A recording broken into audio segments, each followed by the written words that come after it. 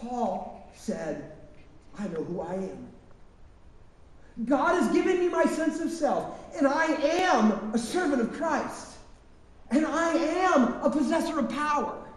And I am a reconciler of humanity. No wonder when God would orchestrate an opportunity that might be risky, it might be dangerous, it might be so big that anybody can wonder how it can get done, that Paul looked at it and said, I'm in, I'll do it, I accept, because after all, look who I am.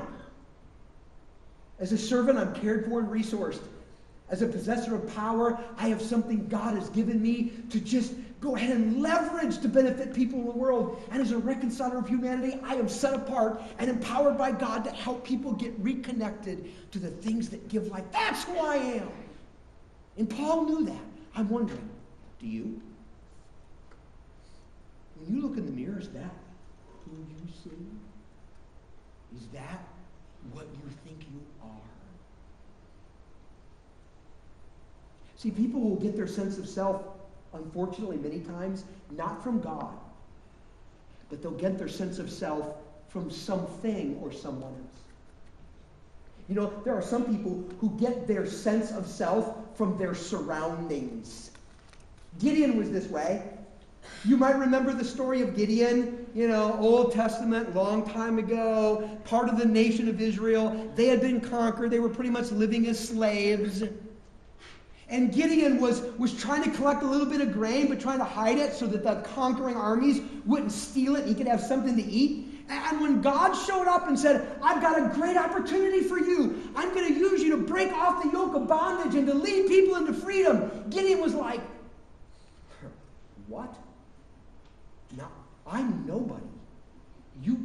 I can't do this, God. He almost missed the opportunity. You know why? He took his cues from everybody around him. Because according to the way his family lived and said, and according to the things that his friends said and the way they lived, and according to the way the whole culture lived and the things we said, we can't break off the yoke of bondage. We don't have the ability to do it. It's too hard. Let's just try to eke out a living and make the best of our circumstances. And so Gideon's sense of self was really fashioned by his surroundings. You know how often that happens in life? You know, for many people in this room, your sense of self has been established by something your parents have said about you. Something your friends have said about you. And it's their voices in our head, and for whatever reason, they carry enough weight that it forms our identity. Some people, they get their sense of self from the surroundings. But there are other people, here's where they get their sense of self. They get it from their inadequacies. Moses was this way. Isn't it fascinating that when God came to Moses, you know, like on the backside of the desert, you know, there on Mount Sinai in the Arabian Peninsula, and the whole burning bush deal, and Moses, I've got the opportunity of a lifetime. Moses didn't want to go. In fact, isn't it interesting? Here's what it says. It says in Exodus chapter 3 and verse 11, after God appeared, you know, flaming fire, a whole 9 yards and everything else, Moses simply looks at God and he says, who am I that I should go to Pharaoh and bring the Israelites out of Egypt? God, you're talking to the wrong guy. You obviously don't know who I am. I can't do that. And so God begins to go, yeah, you can. As a matter of fact, here, I'll do a few miracles for you to show you, you know, that I have power and you'll be okay. But then Moses says in chapter 4 and verse 1, he goes, yeah, but what if they don't believe or listen to what I said? And God says a few more things, and then Moses says in verse 10, he says, Lord, I've never been eloquent, neither in the past nor since. I am slow of speech and tongue. Put the picture together.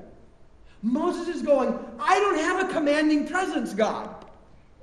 I don't have eloquent speech.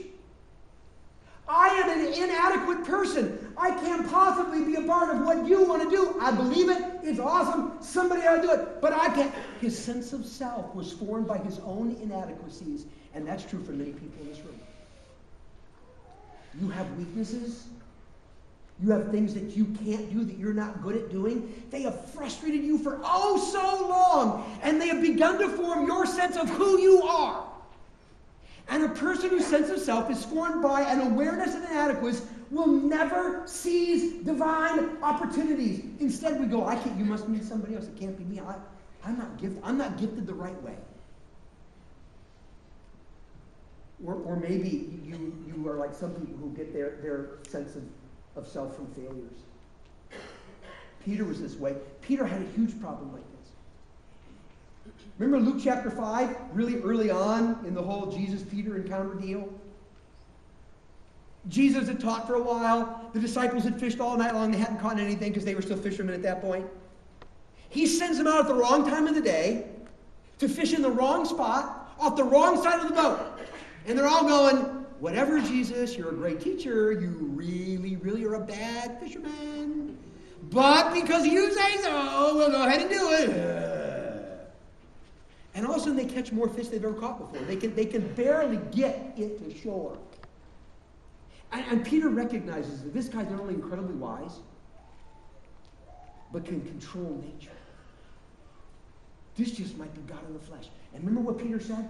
Peter fell down and he said, "Depart from me, O Lord, because I am a sinful person." Here's Jesus coming and saying, "Peter, I want you to follow me." And here's Peter going, no, you don't want me. Leave me alone. You don't understand. I am a major screw-up, God. I have failed morally and spiritually so often. You don't want me. His sense of self had been defined by failure. He hung around for three years with Jesus and nothing changed. Jesus is crucified, and in the crucifixion, remember Peter denying him 3 times? Big time, I don't even know this guy, I don't even know this guy. Total failure, betrayal of a friend, bailing him when he needed him most. Then Jesus is raised from the dead. Peter knows it. Oh, he's alive, that's awesome. But in John chapter 21 and verse 3, Peter makes this statement after already seeing the resurrected Jesus. He said, "I'm going fishing." Jesus already said, "Here's what I want you to do. Here's your destiny. Here's what I've called you to do." But Peter goes, "Nah, can't do that. Can't seize that opportunity. Can't go down that path because I am such a failure and I am haunted by the sins I've done." And those failures formed his sense of identity so that he said, "I cannot seize that moment. I'm just going to go back and do something else." And so it is with us. Our failures can form our sense of identity. So when the moment comes, we think, who am I? I'm such a failure. I'm such a screw-up. I have blown it so often, morally and spiritually. God can't mean me. God can do it. Somebody else can be a part. It needs to be done. The reality is people who get their sense of self from people who surround them, people who get their sense of self from their own inadequacies, people who get their sense of self from their failures, never seize divine opportunity. Because after all, who am I? God can't mean me. I know who I am. Do you? Question.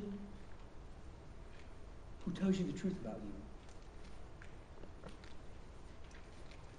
Do your failures, are they the ones that tell you the truth about you?